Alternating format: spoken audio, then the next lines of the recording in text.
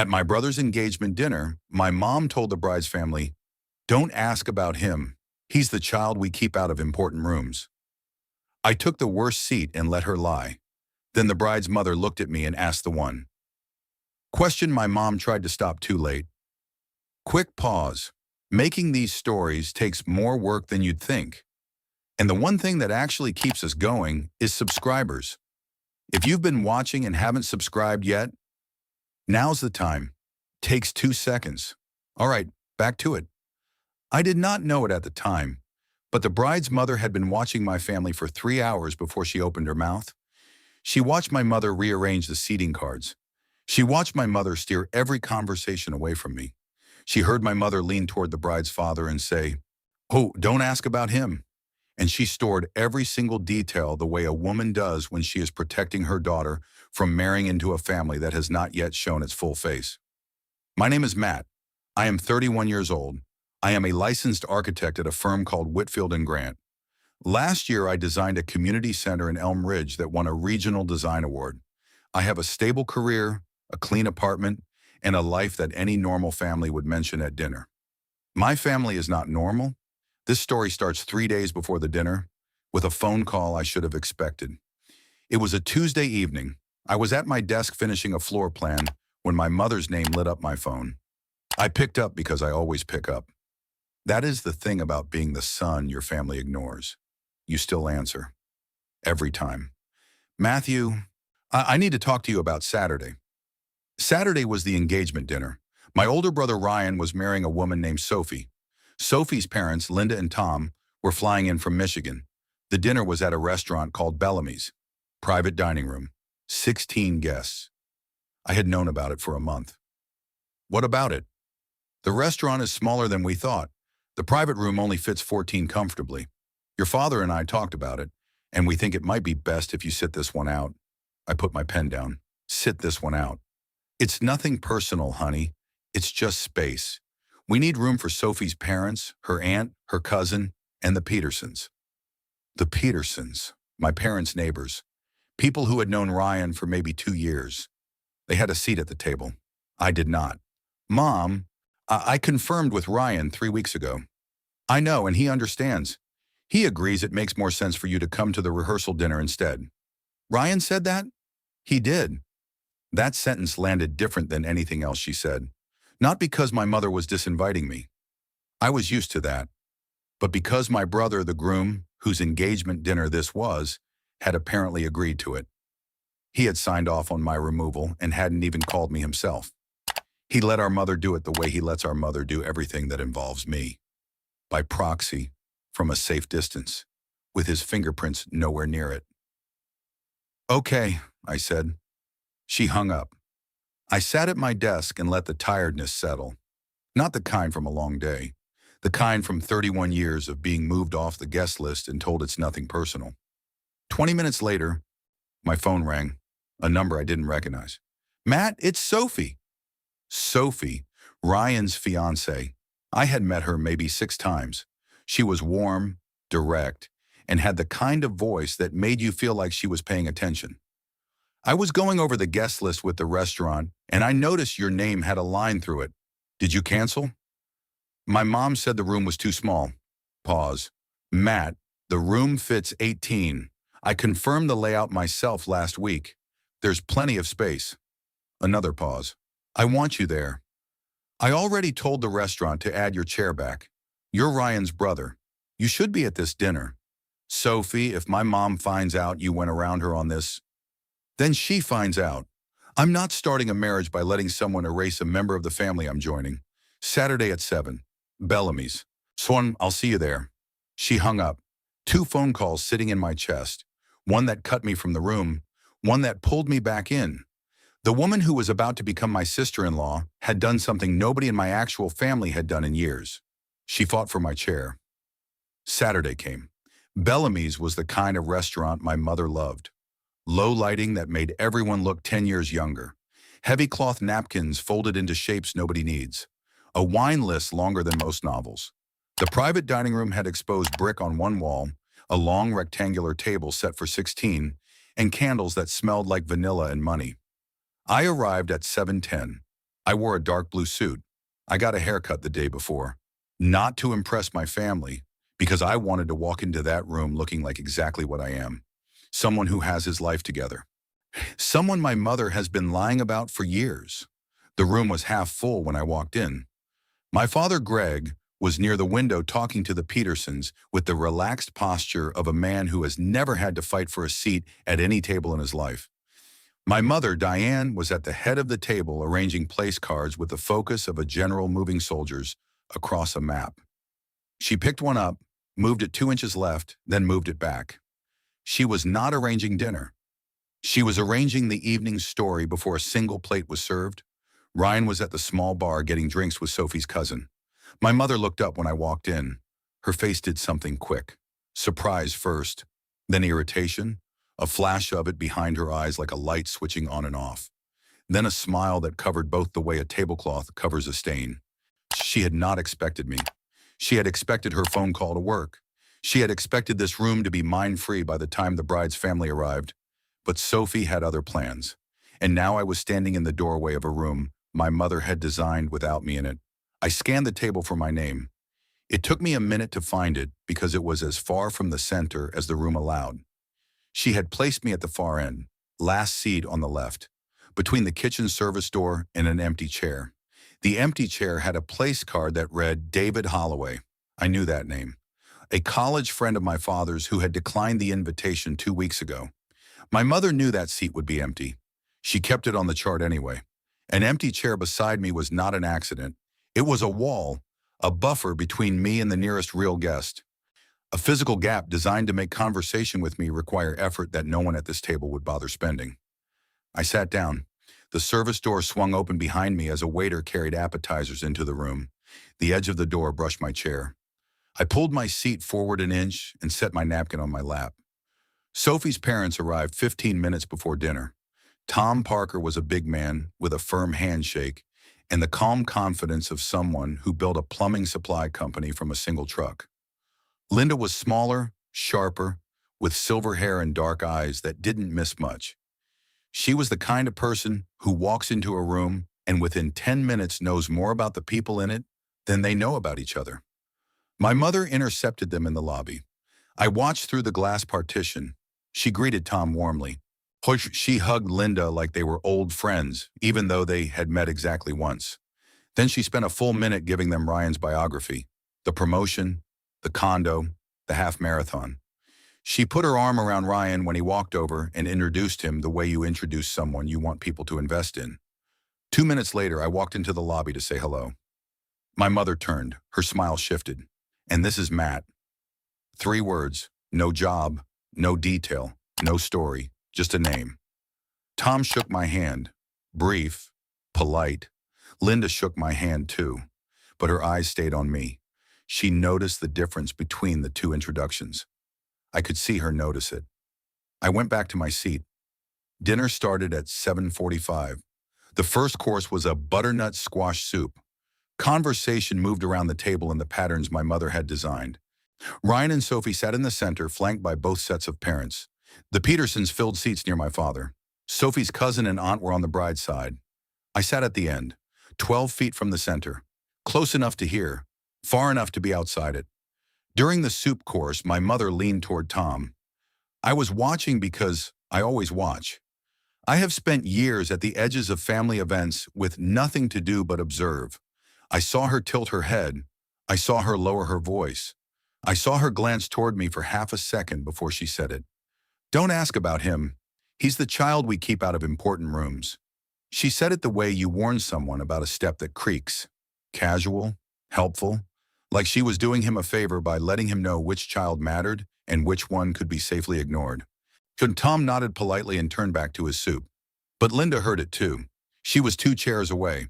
Her wine glass was in her hand, but she wasn't drinking from it. She was watching. Between the second and third course, my mother stood and tapped her glass with a butter knife. The room settled. She gave a toast. She talked about my father and the family they built.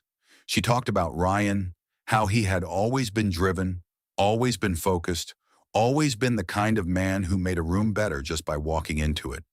She talked about Sophie and how her kindness brought light into the family. She talked about the Parkers. She even mentioned the Petersons, who had known the family for 2 years. 18 sentences. I counted because counting gave my brain something to do besides breaking. She mentioned my father by name. She mentioned Ryan 4 times. She mentioned Sophie 3 times. She mentioned the neighbors. She did not mention me, not my name, not my presence, not even a general. Our whole family is here tonight. 18 sentences about her family. I was sitting 12 feet from the woman who gave birth to me, and she wrote a toast about her family that did not include me in it. The table erupted in clinking glasses and warm laughter. Ryan squeezed Sophie's hand.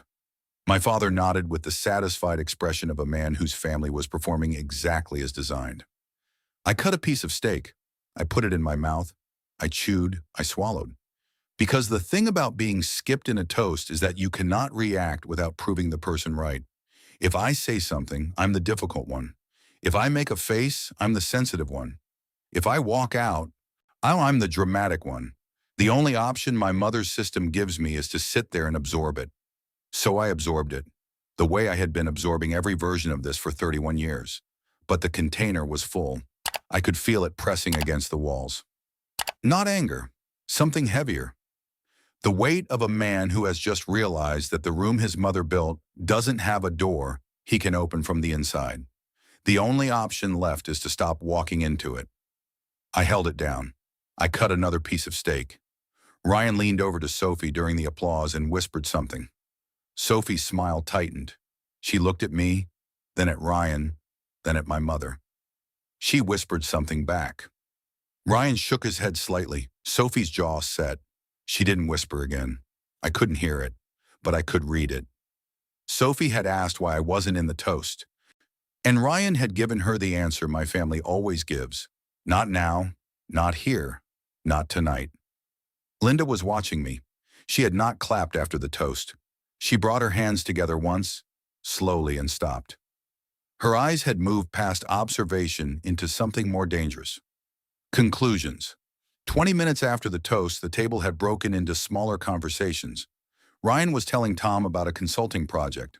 Sophie was showing her cousin photos on her phone. My father was explaining something to Mr. Peterson with hand gestures that suggested either a golf swing or a financial strategy. My mother was laughing at something the Peterson wife said, her head tilted at the angle she uses when she wants someone to feel important. Nobody was talking to me. I was sitting in my chair at the end of the table, assumed beside an empty seat and a kitchen door, cutting my food into smaller and smaller pieces because I had run out of reasons to lift the fork. And then Linda set her glass down. Not hard, not dramatically, a soft, deliberate clink. The kind of sound that shouldn't carry, but it did. Because the way she did it made the two people nearest her stop talking, and then the next two, and then the next. The quiet spread across the table the way cold air moves through an open door, in sections, until the whole room was still. Linda turned her body in her chair. She looked down the full length of the table, past the candles and the wine glasses, and the 14 people who had spent 3 hours pretending the empty space around me was normal. She looked directly at me, and she didn't ask about my career. She didn't ask about my job or my building or my award. She asked the one question that no one at that table was prepared for. Matt, your mother just gave a beautiful toast about the family. She mentioned your father. She mentioned Ryan. She mentioned the neighbors. She didn't mention you. I've been sitting here for 3 hours and nobody at this table has spoken to you or asked you a single question. So I want to ask one. She paused. The room was so quiet I could hear the candle flames. What did you do to this family that made them decide you don't belong in the room? The room stopped breathing. Every fork went down. Every glass stopped mid-lift. 14 people at a long table, and not a single one of them moved, because the question wasn't just aimed at me. It was aimed at the whole room. It was aimed at every person who had spent 3 hours stepping around me like I was furniture they were too polite to bump into. My mother's hand moved under the table. I saw it reach for my arm, the same reflex she has used my entire life. The grab, the pull, the silent instruction to stay quiet, stay small, stay in the version of the story she has approved. Her fingers were reaching across the tablecloth toward my sleeve. She was too late. Her fingers closed on empty air.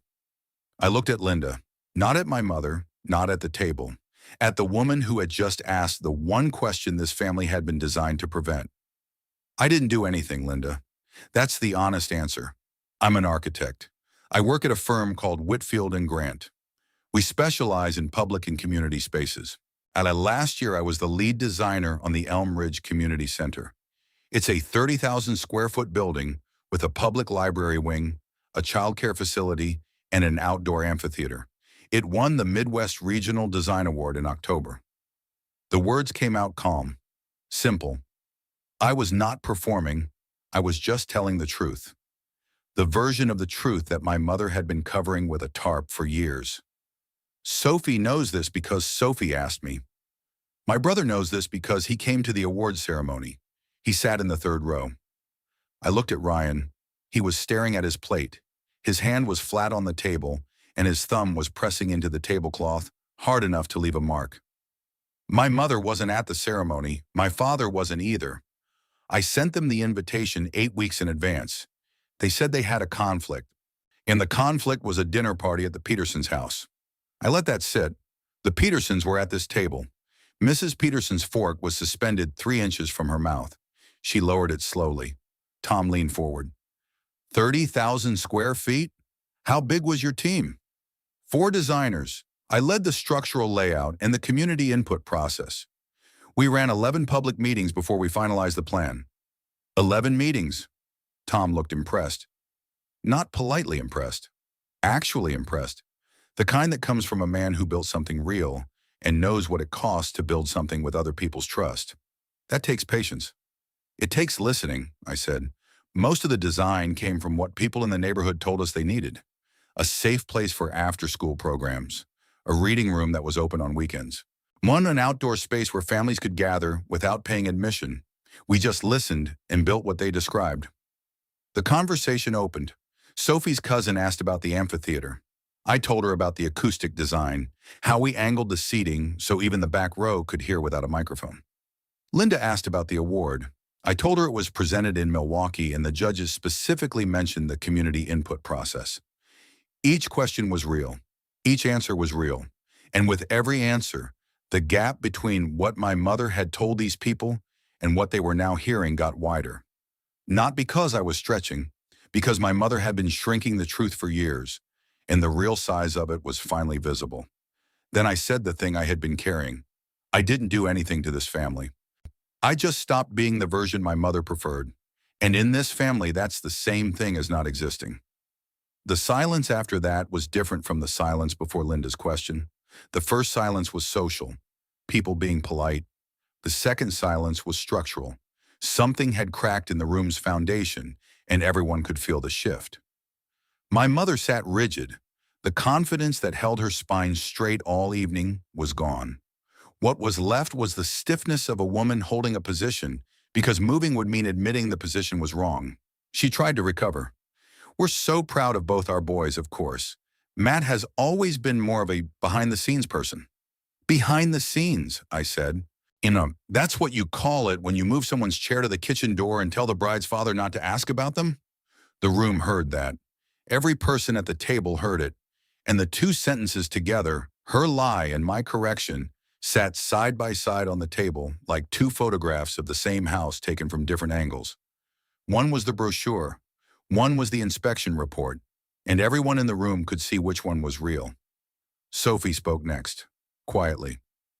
And the seating chart my mother saw tonight is not the one Matt submitted. His placed himself in the center section. Someone moved his card to the end of the table next to an empty chair. Every head at the table turned to my mother. Not all at once, in a slow cascade, one by one, because every new fact was pointing at the same person, and the person was sitting at the head of the table with her hand still extended toward the arm of the son she couldn't reach. My mother's face was white, not red, white, the color of a woman who has spent 30 years managing a story and is watching it get rewritten in front of the people she most wanted to impress. She tried to recover. We're so proud of both our boys, of course. Matt has always been more of a behind-the-scenes person. Behind the scene, I said. That's what you call it when you move someone's chair to the kitchen door and tell the bride's father not to ask about them? Ryan stood up, not to defend me, not to defend her. He stood up the way a man stands when the room has gotten too uncomfortable to sit in. Okay, I think we should all just take a breath here. Sit down, Ryan. It was Sophie. She said it calmly, but the tone carried. Ryan looked at her. She looked back. He sat down. Sophie looked at my mother. Diane, I added Matt back to the guest list after you removed him. You told him the room only fits 14. It fits 18. I confirmed it myself. You lied to your own son to keep him out of his brother's engagement dinner, and Ryan knew about it. She looked at Ryan. Didn't you? Ryan didn't answer immediately. He looked at the table. He looked at his hands. He looked like a man who had spent his entire life standing on a platform built by someone else and was just now feeling it shake. Mom said it would be easier if he came to the rehearsal dinner instead. I didn't think it was that big of a deal. You didn't think it was a big deal that your brother wasn't at your engagement dinner? She said it was a space issue. And you believed her? Or you just didn't want to push back? Ryan was quiet. The answer was written on his face. He hadn't believed it. He just hadn't cared enough to question it. And there is a specific kind of cruelty in that. Not the active kind, the passive kind. The kind where someone knows you are being erased and decides that noticing would be inconvenient. I looked at my brother. I said, you came to my award ceremony, Ryan. You sat in the third row. You shook my hand afterward and said you were proud of me. And then you went home and agreed with Mom that I shouldn't come to your engagement dinner. How does that work? He opened his mouth, closed it, opened it again. It wasn't like that. What was it like? I just didn't want the drama. The drama of having your brother at your dinner? That's the drama you were avoiding? He had nothing. He sat there with his mouth slightly open and his eyes unfocused, like a man who had just heard his own excuse played back to him at full volume for the first time. My father spoke for the first time all evening. He had been sitting 4 seats away, gripping his napkin, watching the room come apart. That's enough. This is not the time or the place for this. I looked at him. You've been saying that my whole life, Dad. Not the time, not the place, not tonight. I paused. But you had plenty of time last week when Mom asked you to move my place card from the center of the table to the seat by the kitchen door. You did that, didn't you? Mom drew the chart. You moved the card. I know because Linda told me she watched you do it when you thought nobody was looking. My father's face went slack. Linda gave a small nod. She had seen it.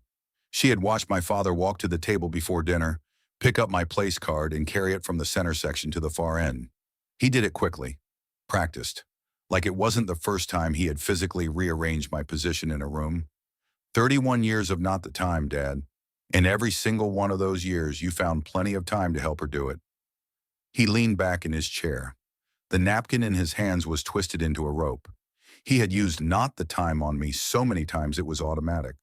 But this was the first time he'd been exposed as a participant, not just a bystander. Not just the man who told me to be quiet. And the man who moved the card.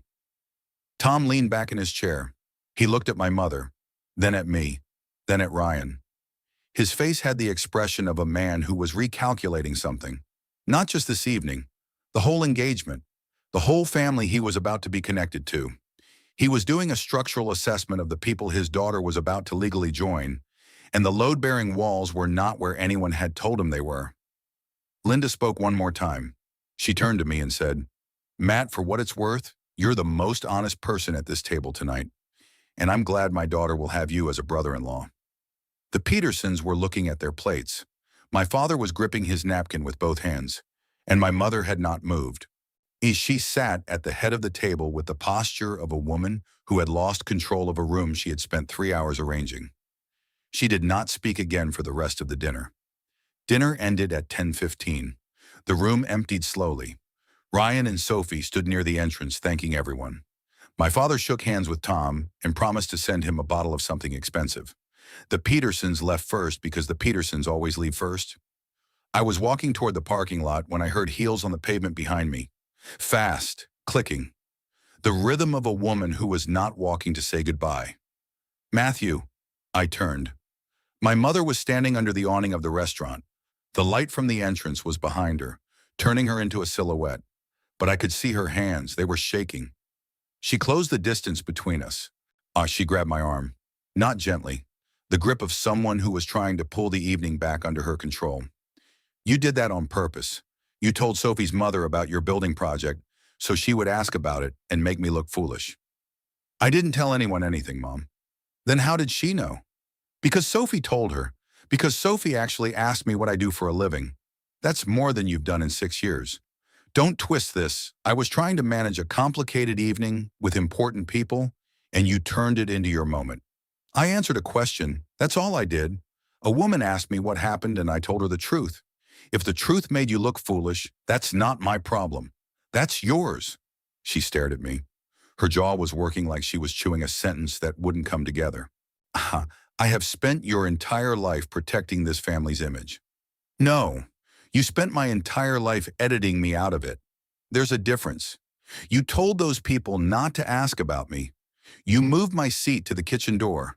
You wrote 18 sentences about your family and didn't mention my name once. That's not protection. That's removal. And tonight somebody noticed. Her grip tightened on my arm. I looked down at her hand, then at her face. You are going to ruin your brother's wedding with this attitude. I organized the restaurant for his engagement dinner, and you tried to uninvite me from it. I designed the seating chart, and you moved my name to the back of the room. Who is ruining what, Mom? She had nothing. Her mouth opened and closed twice. The woman who had spent the entire evening narrating, editing, directing, warning, controlling was standing in a parking lot without a script. And without a script, she had no idea what to say. I pulled my arm free, not with force, with the calm movement of a man removing himself from a grip that lost its power the moment a stranger asked a simple question at a dinner table. The room fits 18, Mom. I know because Sophie told me when she re-invited me to the dinner you tried to cut me from. Think about that on your drive home. I walked to my car. I didn't look back. I could hear her heels on the pavement. Not following, just standing. Standing in the parking lot of a restaurant where she had spent 3 hours building a version of her family that fell apart the moment someone asked a question she hadn't approved. That night I drove home, hung my suit on the back of the door, and sat on the edge of my bed. On our way, the family group chat was silent. No photos from the dinner. No "what a wonderful evening" messages from my mother. No follow-up from Ryan. The chat that usually buzzes after family events was completely dead. Nobody posted anything, because there was no version of this evening my mother could frame in caption. The next morning, Sophie called me. Her voice was calm, but there was something underneath it. The sound of a woman who had just had a very difficult conversation. I want you to hear this from me before anyone else tells you. My dad called Ryan this morning. What did he say? He said he liked Ryan. He said he thought Sophie had chosen well. And then he said, but I need to understand something. Your mother told me not to ask about your brother. She told me he was the child your family keeps out of important rooms. And then I spent 3 hours watching your brother sit at the end of the table while nobody spoke to him. And when someone finally did ask, it turned out he's a regional award-winning architect who organized the entire dinner. So I need you to explain to me what kind of family my daughter is joining, because what I saw on Saturday night concerns me. I was quiet. Ryan didn't have an answer. He tried the same thing he tried at dinner. He said it was complicated. My dad said, it's not complicated. Your mother lied about your brother to my face, and you went along with it. That's not complicated. That's a choice. How did Ryan take it? He called your mother 20 minutes later. I could hear them through the door. He said, Tom Parker just called me and asked why we treat Matt like he doesn't exist. I didn't have an answer. What am I supposed to tell them? Your mother said something I couldn't hear, and Ryan said, that's not going to work anymore, Mom. These people actually pay attention. I sat with the phone against my ear. There's one more thing, Sophie said. My dad also called your mother directly. He called Diane? He called her this morning. He said, Linda and I were planning to host the rehearsal dinner at our place in Michigan. But after what we saw on Saturday, I need to be honest with you. I'm not comfortable putting my family's name on an event where one of the groom's family members is being treated the way Matt was treated. If that's how your family operates, we need to have a conversation before we go any further." What did my mother say? According to my dad, she was quiet for about 10 seconds. Then she said, I think there's been a misunderstanding." And my dad said, "There's no misunderstanding, Diane. I was sitting 4 feet away when you told me not to ask about your own son. I understood perfectly." That hit different than anything else. Not because Tom was angry, because Tom was a man with a checkbook and a guest list and the power to rearrange the wedding's social architecture the same way my mother rearranged mine. And he had just told her that her behavior had consequences outside the family, that the people she was performing for had seen through the performance and were now making decisions based on what they actually witnessed. "Thanks for telling me, Sophie. You deserve to know. The story your mother built didn't survive one dinner with people who weren't in on it." 2 days later, my phone rang. Michigan area code. I almost didn't pick up. "Matt, it's Linda, Sophie's mom." I sat down on the edge of my bed. "Hi, Linda. I hope you don't mind me calling. Sophie gave me your number." "Not at all." She was quiet for a second. Not awkward, thoughtful, choosing words the way people do when they want to be precise rather than careful. "I'm not calling to apologize for the question I asked at dinner. I meant every word of it, and I would ask it again." "I didn't think you were." "Good." A pause.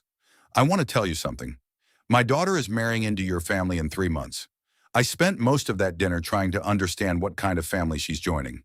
I watched your mother arrange that room like a stage. I watched her introduce your brother like he was running for office and introduce you like an afterthought.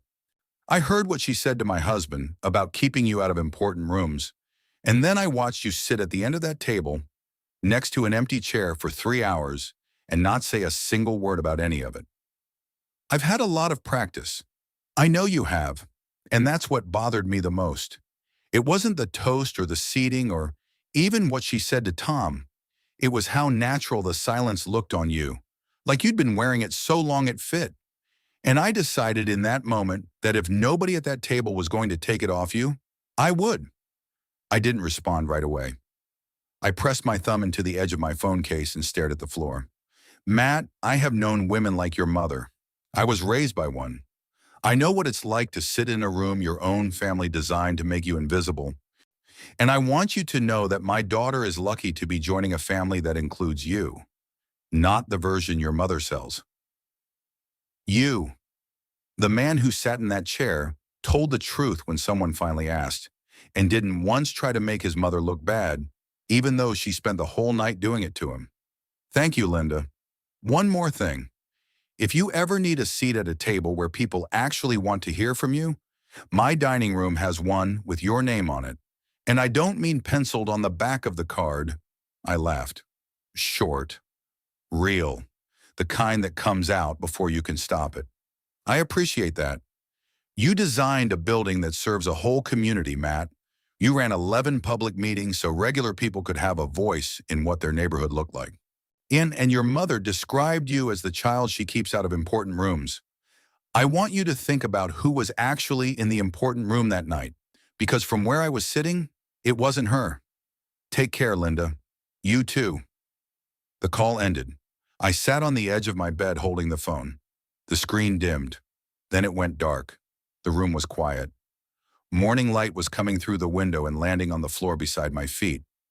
I sat there for a long time, not because I was sad, not because I was angry, because for the first time in a very long time, someone had looked at the whole person. Not the edit, not the approved version, not the name at the bottom of a guest list with a line through it, not the chair by the kitchen door, not the toast that skipped me, not the introduction that reduced me to 3 words. The person, who 31 years of being moved, minimized, and arranged into corners.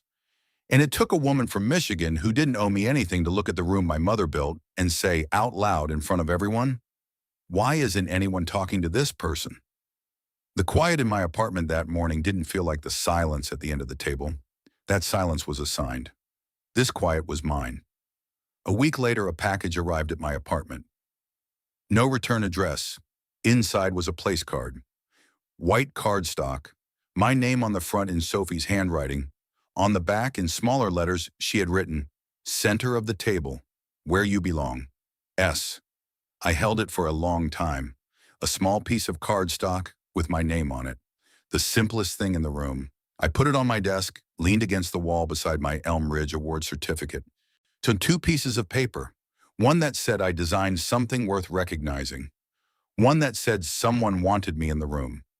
My mother had spent 31 years writing my name on the back of place cards and putting them near kitchen doors. Sophie wrote it on the front and put it where everyone could see. That is the difference between a family that keeps you and a family that claims you. Thanks for staying until the end. If this one hit something, subscribe. I'll see you in the next one.